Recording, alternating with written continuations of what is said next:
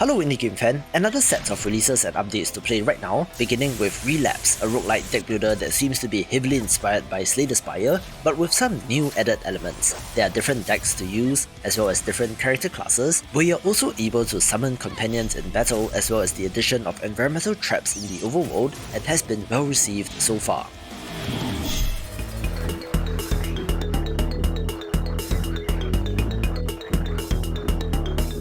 I absolutely love the look of Beeny, a vertical 2D platformer where you play as a bouncy bee, having an art style that reminds me of games from the 90s like Donkey Kong Country.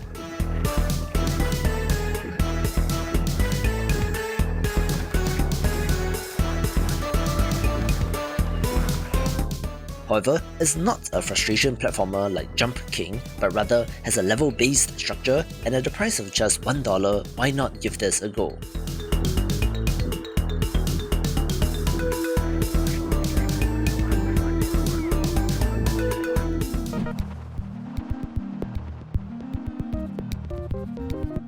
This video is brought to you by Mini Motorways Endless and Expert Modes Update, the latest patch to this excellent minimalist strategy game where you're constructing the road networks of various cities. The core game has already been a tremendous success for how polished and strategic it can be, building upon the excellent foundation of their earlier game, Mini Metro, where this game continually throws new challenges at you and you had to keep traffic moving or it was game over. This is, of course, solved with Endless Mode, giving you the canvas to paint your urban planning masterpiece, moving things more towards the relaxing and zen end of things. On the other hand, Expert Mode cranks up the difficulty in the other direction with permanent upgrades, which, once constructed, cannot be moved for the rest of the game, having something for every kind of player with a whole bunch of quality of life improvements as well, so if you have not gotten this, do pick this up.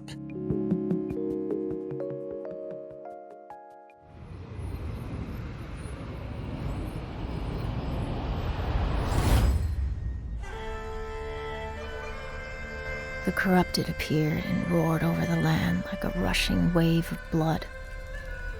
The king, baffled and afraid, decreed the death by fire of all witches, for who else could be behind this? And thus, many an innocent woman was condemned to the sacred pyre. I, Tegan McPhee, was one of them. The third-person action strategy adventure title, TimeMelters, is difficult to put into clear genre boxes where you play as a witch attempting to cleanse the countryside of an emerging evil.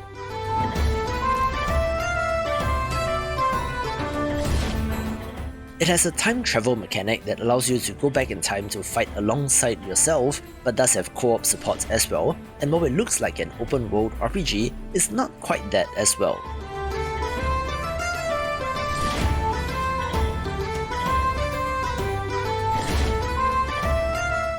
Rather, it is linear in structure and has over 20 unique missions and maps with elements of action, tower defense, strategy, and some RPG-like progression systems like a skill tree as well, making it rather unique and worth a look, although I suspect the difficulty in classifying it neatly into genre tropes has perhaps led to some people being turned off by the game.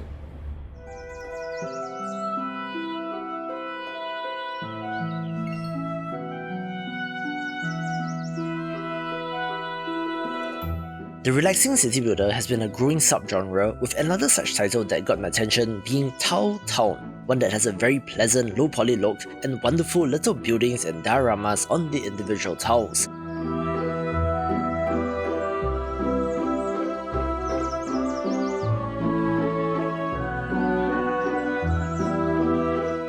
You're placing these down to maximize proximity bonuses to get more tiles and the high score, so I cannot wait to see where this lands after early access.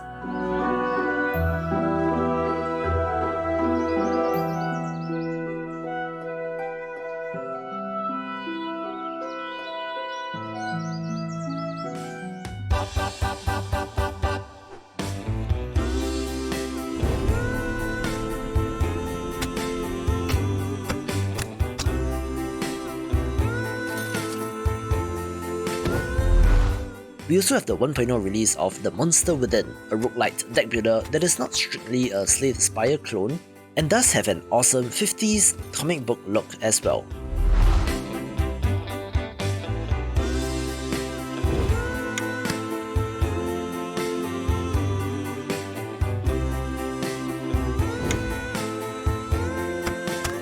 You're battling other monsters and sinister creatures while having a dark side yourself, with multiple ways to beat your opponents, either through your wit and investigations, using criminal tactics, or giving in to your dark side and transforming into a monster yourself, where there are day-night cards as well that relate to time of day, resembling more of a tabletop board game and is pretty unique.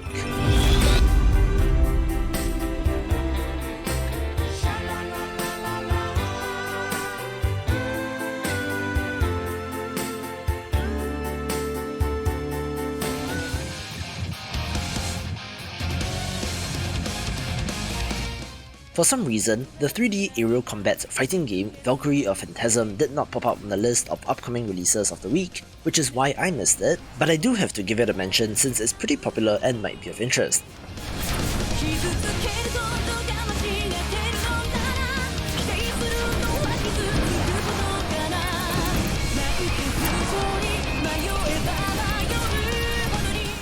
I remember playing games like this back in the day, but using the Gundam and Dragon Ball IP, so seeing a great modern version of this with the Toho IP is fantastic, where these games continue to find a home on Steam, which is great news.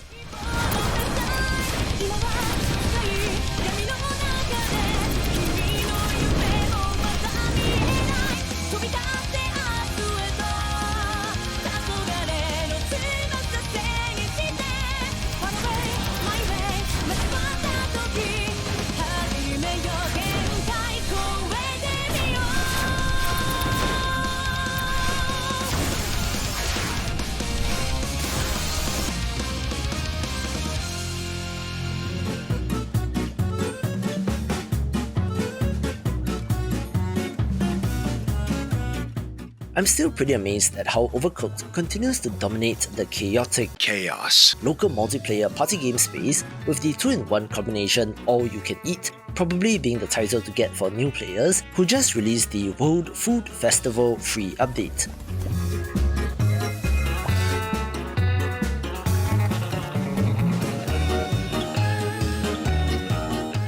Unsurprisingly, as with their previous seasonal themed updates, this adds new chefs, 3 new biomes, 10 new levels and plenty of new recipes for you to cook up a storm, being a great free update to play if you already own the game.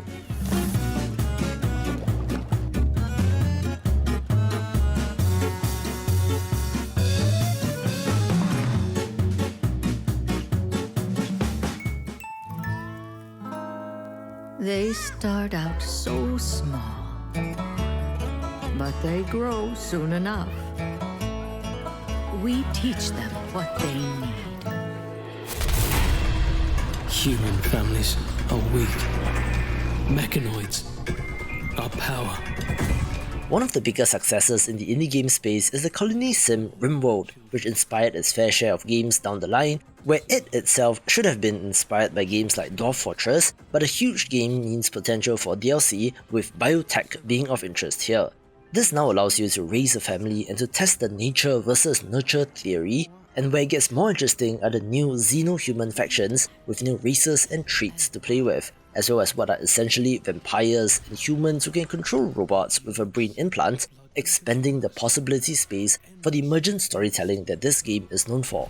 In death, I live, stronger than any machine. Stronger than the mechanoid gods.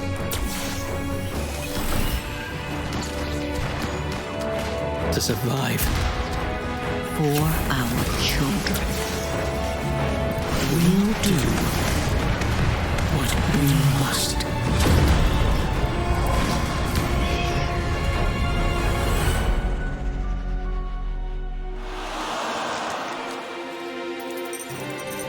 If you love roguelike tactics titles, I'm pretty sure that the 1.0 release of Alina of the Arena will be of interest, one where you play as a gladiator fighting off all sorts of enemies, certainly having Into the Breach influence since you can trick enemies into attacking each other with plenty of perks and upgrades, where it's the best time to get this if you have not, and you can watch this video for more tactics titles.